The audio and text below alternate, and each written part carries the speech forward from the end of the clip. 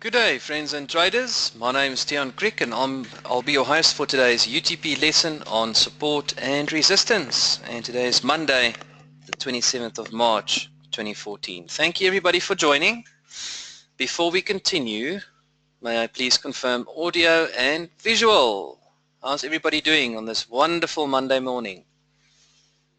Thank you, Ian. Good afternoon to you, my friend. Thank you, Kathleen, Francis, and everybody else. Right, if you have any questions, you're more than welcome to post it in your question section box, and I'll be more than happy to oblige. Right, the game of support and resistance, price swings, finding resistance and support, and bullish and bearish pullbacks. Very important. This is going to be a nice refresher course. Right, now think of the market as a game. One of the greatest discoveries made in trading is how the bulls and the bears move in the market. Trading on the Forex is a game between two sides or two teams, bulls and bears. They both have rules and objectives.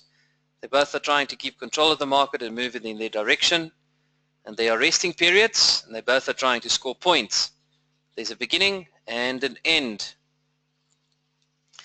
Now, trading is a financial game between bulls and bears. Bulls want the market to move up, making higher highs and higher lows. Bears want the market to move down, making lower lows and lower highs. So this is a typical bull market. Higher lows and higher highs. This is a typical bear market. Lower lows and lower highs. So when the market's moving lower, it makes lower lows and lower highs. When the market's moving higher, it makes higher highs and higher lows.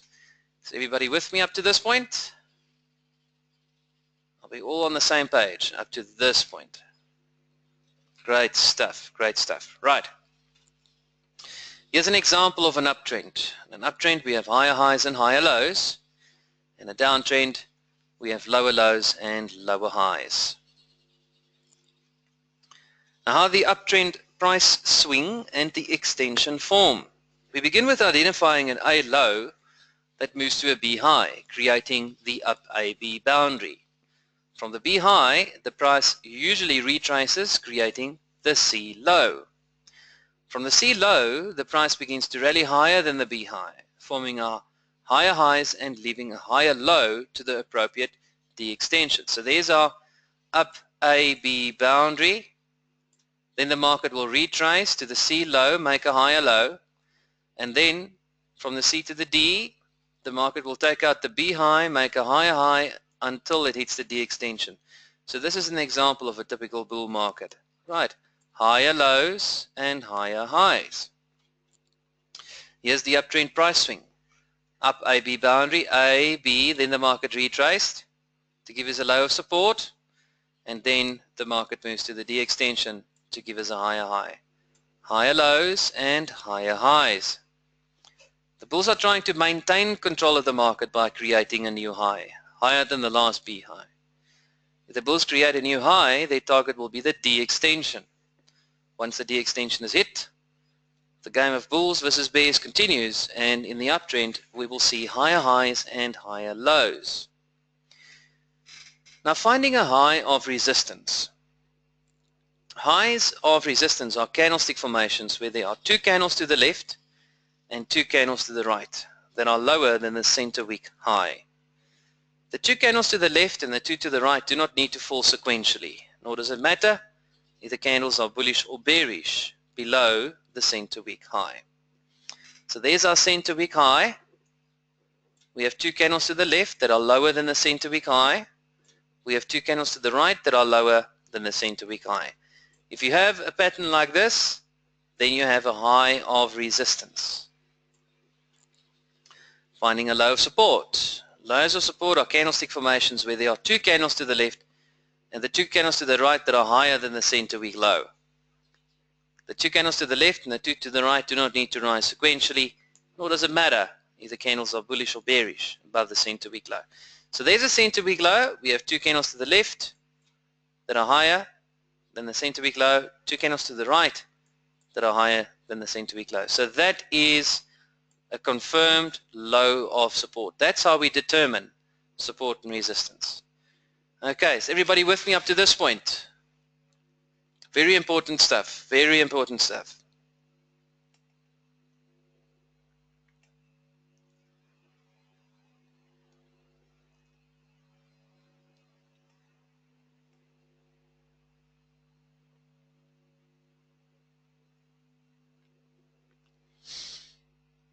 Testing 1, 2, 3. Do we have sound? This is a test. This is a test. Is everybody with me? I want to make sure that everything's fine on my side as well as on your side.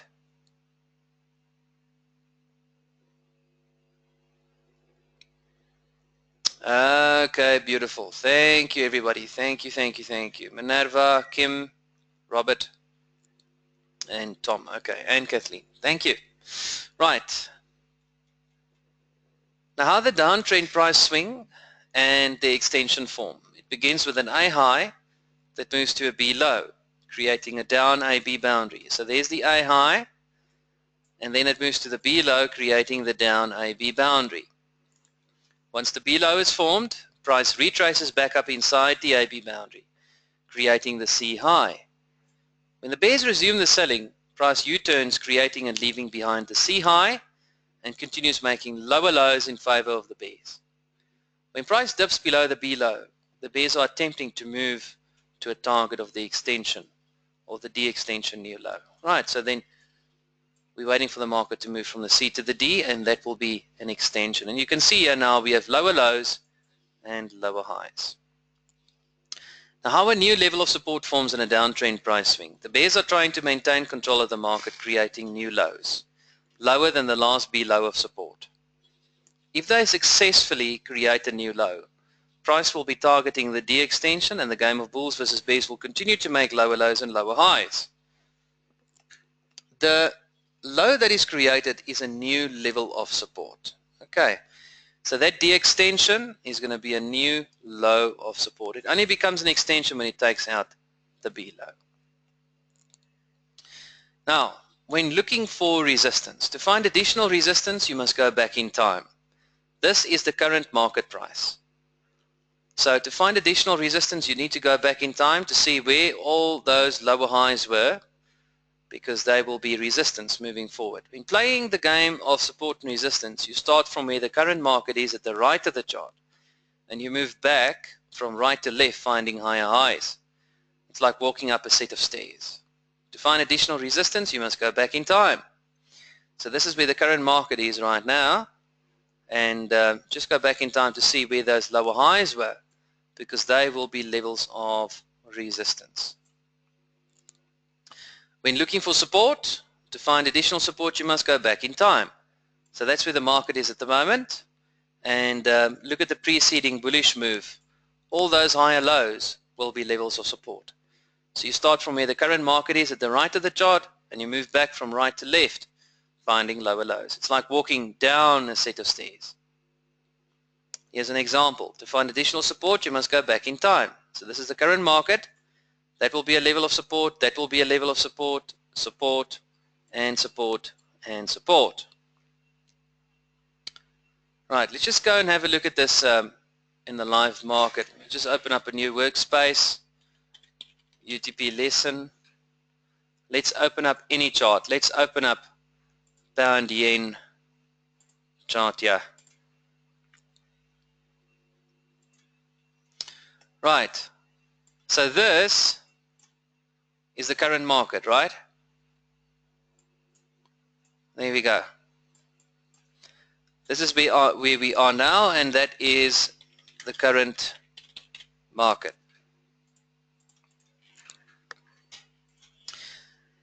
Now, in the event that we move up, then this previous high over here, clearly that is a high of resistance. That will be our next level of resistance.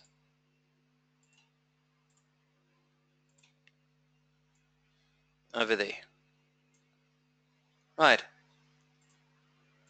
This high over here will also be our next level of resistance. I can see there's a cluster of highs over here that will also be the next level of resistance. There's a high of resistance.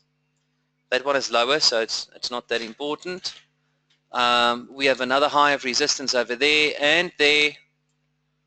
and we have another high of resistance over there, and there's a cluster of resistance over there. Okay, the market made a lower high, not a lower low, so I wouldn't regard that one as a level of resistance. So there we go. Resistance, resistance, resistance,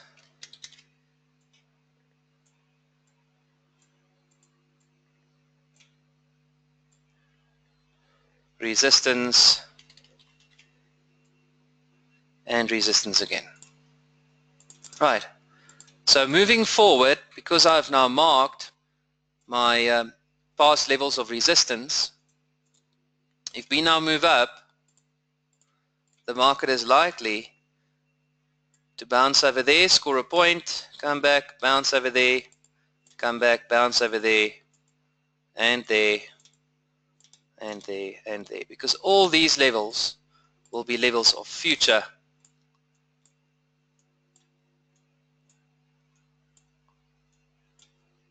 resistance. Okay, is everybody with me up to this point? Does it make sense so far?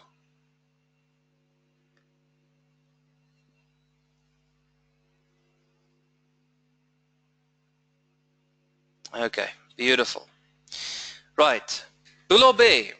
Before traders enter the market, they need to decide whether to be a bull or a bear. They should know where all past levels of support and resistance are, which mark the bullish and bearish points. If a trader decides to be a bull, they will need to know where all past levels of relevant resistance are, enabling them to use that location as a potential target to get out for profit taking. As in the exercise explained earlier, after the bulls score a point, the market has a high percentage chance of retracing back down, taking away any profit you might capture as it retraces. Conversely, if a trader decides to be a bear, they'll need to know where all past levels of relevant support are, enabling them to use that location as a potential target to get out for profit taking. As in the exercise explained earlier, after the bears score a point, the market has a high percentage chance of retracing back up, taking away any profit you might capture as it retraces. Now, finding additional support and resistance. This is the visual you must learn when you look at a chart. Before you trade, find 4 levels of support and 4 levels of resistance. So this is the current market. Look back, find additional resistance, past resistance, and look back, find past support.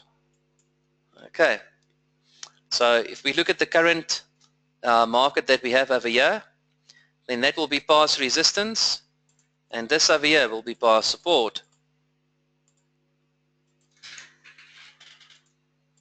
There is a level of support, there is a level of support, and there is a level of support.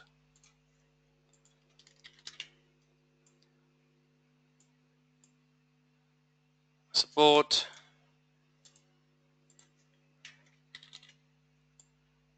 support, and then support again. Okay. Right. Finding additional support and resistance. There we go. This is the current market. As the market makes lower highs, it establishes levels of resistance that will be resistance moving forward again. And to find additional support, you must go back in time. So there's support, support, and then support again. Now we get to score a point and then a pullback. The bears are in control, making lower lows and lower highs, as shown below. If the bulls want to take control of the market, they'll need to start to make higher highs and higher lows. By making higher highs and higher lows, the bulls will take control of the market. As they make higher highs, the highs they make will need to be higher than the lower high of resistance the bears made when it was still in the downtrend. Now, in the game of support and resistance, if the bulls make a higher high, it's called score a point and then a pullback. Bulls score points so they can make a higher high, higher than a previous major high of past resistance in the downtrend. So here we have a downtrend, past resistance, past resistance, past resistance. Then the market changes direction, the bulls are in control, and They score a point by taking out the previous level of resistance. But then, after they've scored a point, the market is bound to pull back. Right. To find additional resistance, you must go back in time, and here's an example of bulls scoring points. The bulls can take control by taking out a previous high of resistance.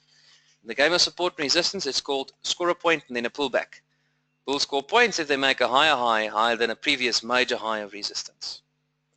Here's an example of scoring a point and then a pullback. Look at this. The market came down, made lower highs. Those were highs of resistance.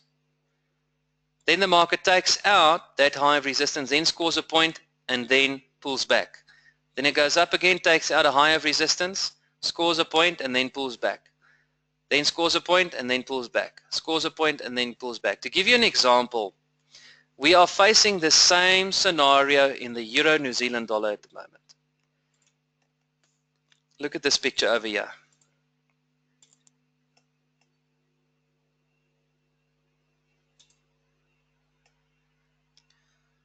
We had a downtrend over here.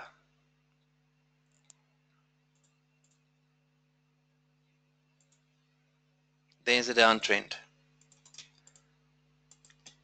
Type a wire yes if you can see that the market was in a downtrend, and now the downtrend was broken to the upside.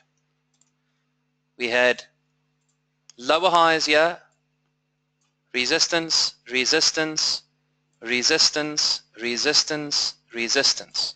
Right. All these levels will be levels of resistance moving forward. So let's mark them. There's one. There's a level of resistance.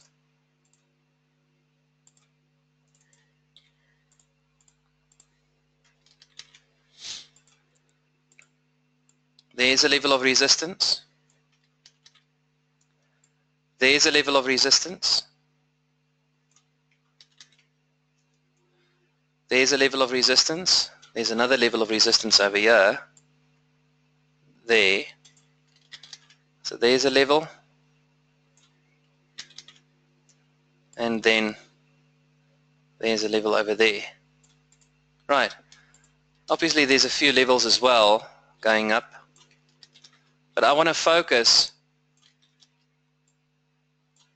on these ones where we are at the moment. Right. Let's just have a look at the past three.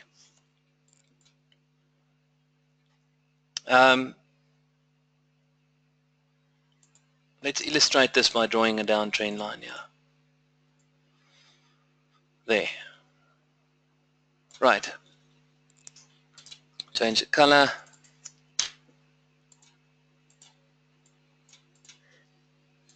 Resistance, resistance, resistance. The market moved down.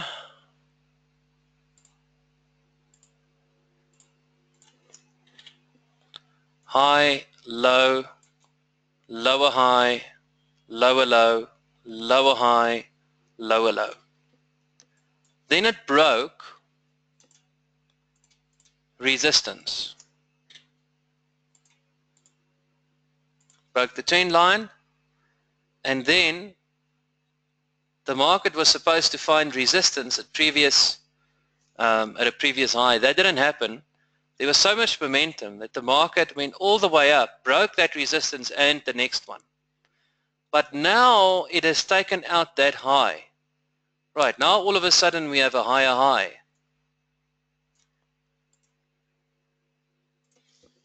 That's a higher high.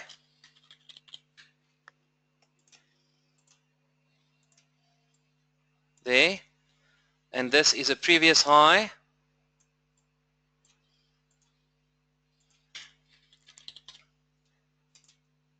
And that is a previous high over there. Another high. Like that. Now that the market has taken out that high of resistance, we are bound to see a pullback before the market moves higher. And the reason I say this is because the bull scored a point. Before the market can move higher and take out a previous high, it has to pull back, then move up, take out that previous high, make a higher high, and then pull back again, and so on and so on and so on. So we are bound to see the Euro New Zealand dollar pull back before it moves up, because clearly the bulls have scored a point over here. Type a wiry yes if you can see that the bulls have scored a point by making a higher high. In fact, it took out two highs of resistance. So it's bound to pull back because it scored a point. All right. And that's why we can also identify a crown here. Left tip, center tip, right tip, and there's our crown.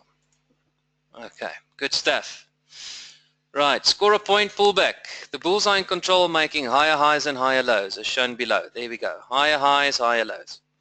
If the bears want to take control of the market, they will need to start to make lower lows and lower highs. By making lower lows and lower highs, the bears will take control of the market. As they make lower lows, the lows they make will need to be lower than the higher low of support the bulls made in the uptrend. In the game of support and resistance, if the bears make a lower low, it's called score a point, but then they're going to pull back. Bears score points if they can make a lower low, lower than the previous major low of past support in the uptrend. So in the uptrend, we had past support, past support, past support.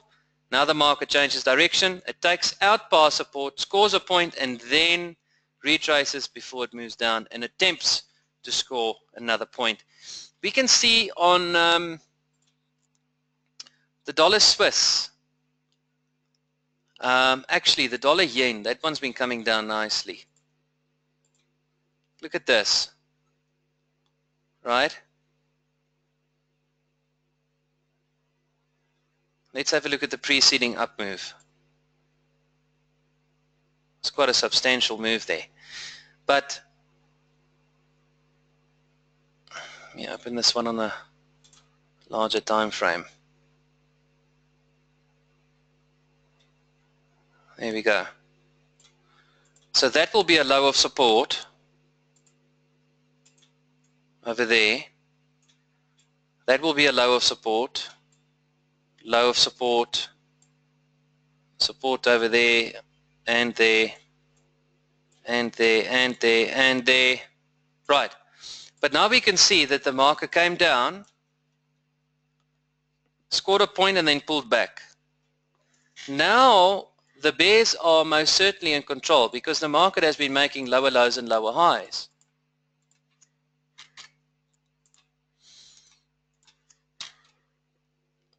High, low, lower high, lower low, lower high, lower low, lower high, lower low, lower high. Now the market is bouncing, not actually bouncing because it took out the previous low of support over there. It took out that low of support right over there. So now we have a lower low. Okay, but the market doesn't continue. As soon as the bears scored this point where they made a lower low, the market will most probably retrace. Give us a pullback and then move again. So I could potentially pull back now and then move down again and attempt to score another point. Okay.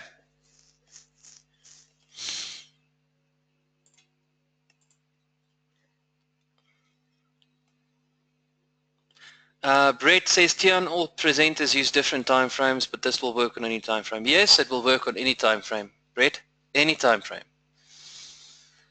Right, now to find additional support, you must go back in time. The bears can take control by taking out a previous low of support. In the game of support and resistance, this is called score a point and then a pullback. Bears score points if they can make a lower low than a previous major low of past support. Now to find additional support, you must go back in time. The bears took control by taking out previous lows of support. When bears score points, they make lower lows and lower highs and create new levels of current support. In the game of support and resistance, this is called score a point and then a pullback. Now there's a phenomenon that takes place in the market as an uptrend forms, making higher highs and higher lows. As it retraces the latest up move, it usually bounces or U-turns at past resistance, creating future levels of support. This takes place on all time frames, and traders can look to enter the market at this location. Here's an example. Past resistance can become future support in an uptrend. Here we have past resistance, past resistance, past resistance. That will become future support in the uptrend. Now, how to buy future support in an uptrend? Right, past resistance becoming future support would be to buy when the market bounces against that future support. To give you an example, the pound Canadian, we looked at this one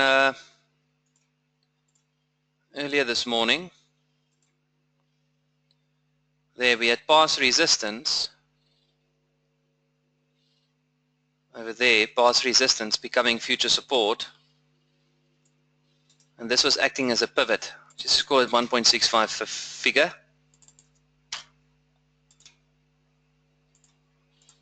There. Resistance, resistance, resistance. Now the market has broken that resistance. So past resistance will become future support.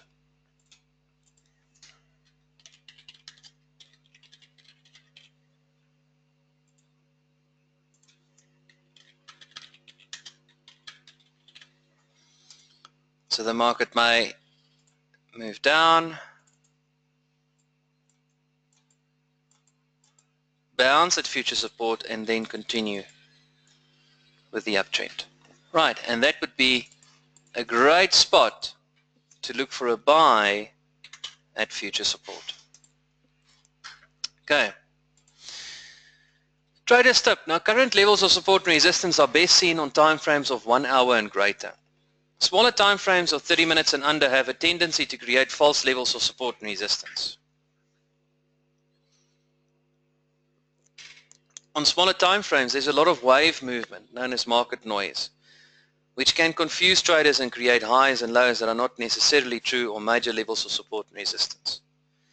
For day trading, using the support and resistance levels on a 2-hour chart are more accurate and considered major levels and have a greater tendency to hold. For long-term trading, using the support and resistance levels on daily and weekly charts are more accurate and have a greater tendency to hold. Now, there's a phenomenon that takes place in the market as a downtrend forms, making lower lows and lower highs. As it retraces the latest down move, it usually bounces or U-turns at past support, creating a level of future resistance. This takes place in all time frames, and traders look to enter selling the market at this location. So there's past support, and that can become future resistance. Past support becomes future resistance. Past support becomes future resistance. Now, how to sell future resistance in a downtrend? Right? You wait for the market to bounce at resistance, and then you can look for a sell. But I'm going to illustrate this now using our Fibonacci's. Let's look for a market that's been moving down.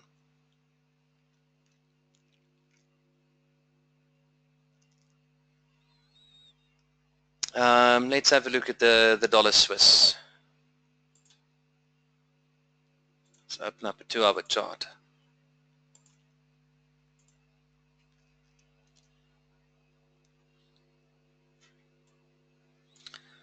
Let's just have a look at this latest down move here. We have resistance. Actually, let's indicate support here. We have support over there. We have support over here. Now we have support over there that was broken. Right. Now we can see that the market will move down.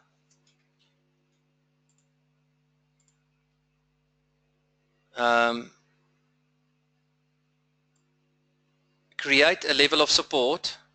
There we go. Create a level of support. Actually moved a little bit lower.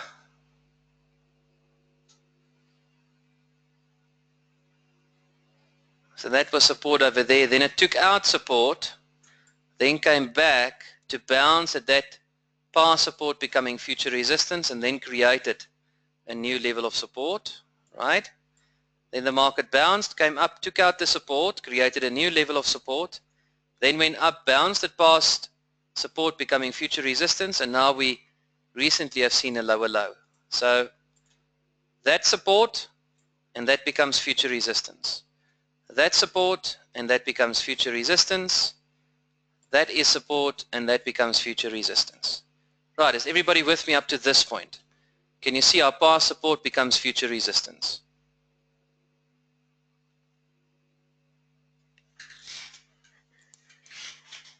Right, okay, great. Now let's have a look at the most recent movement. We have past support becoming future resistance. So that is past support.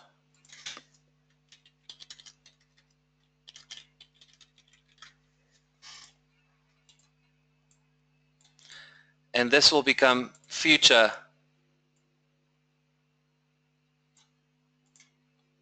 resistance.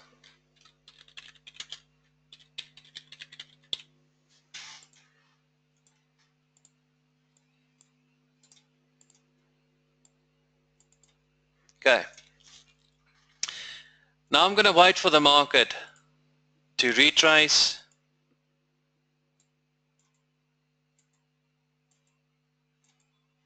to that future resistance, and then only when it breaks a counter trend line. When it breaks a counter trend line, then the bounce at future resistance will be confirmed.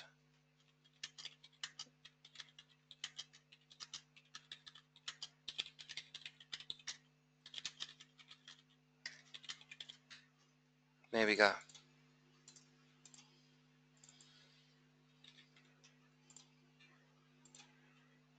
Wait for the market to break a counter trend line. That's the only way that you can confirm that the market indeed did break or did bounce against resistance. Here was a counter trend line. Market broke a counter trend line. There it broke a counter trend line. So you just have to wait for the same thing. Does that make sense?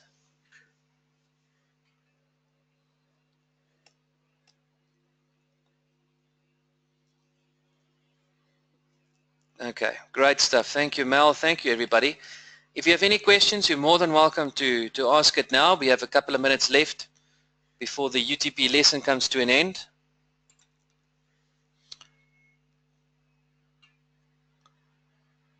This is actually a quick lesson, so if you have any questions,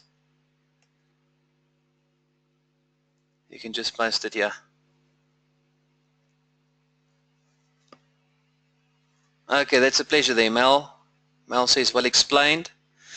Okay, guys, well, if you don't have any questions, I'm going to close our UTP lesson, go to webinar class, and then we can take a 25-minute break, and then I'll see you back in the Analyst on Demand at the top of the hour. Thank you, as always, for your wonderful participation. Right, I'll see you back in the AOD. Cheers.